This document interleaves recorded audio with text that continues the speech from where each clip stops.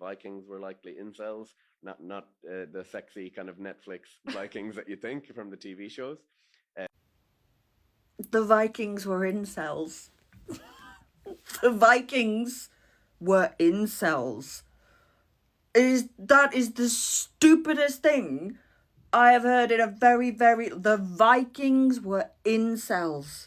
No, they fucking weren't. Just behave yourselves. Behave yourselves. The Vikings were incels. It's so stupid. I can feel that rewiring my brain chemistry. That's how dumb that actually is.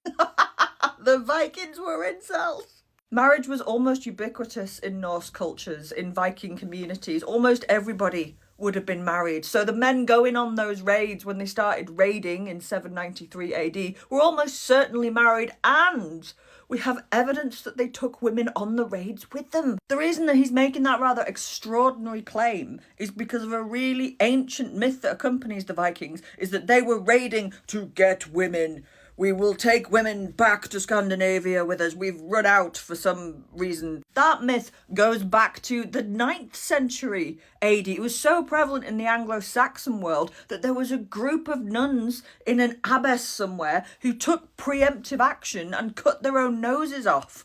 Because that's not funny. But they thought that when the Vikings attacked, they'd be so physically repulsive, it would spare them from being ravaged by the Viking invaders. And it's a myth beloved by Hollywood ever since, the raping, pillaging Vikings. But riddle me this, Einstein. If the Vikings really were raiding, if they were leaving their homesteads to go overseas, raiding purely to find women, why, oh why, did they primarily attack monasteries? They attacked the monastery at Lindisfarne, they attacked the monastery at Jarrow, they attacked monasteries all round the north coast. There was one monastery off the north coast of France in Noirmoutier that was raided so many times by the Vikings that the monks eventually abandoned it and set up somewhere else. It wasn't safe for them. The Vikings are raiding monasteries because they are easy targets and they are stuffed full of gold and all kinds of valuable things. And what's a monastery not stuffed full of?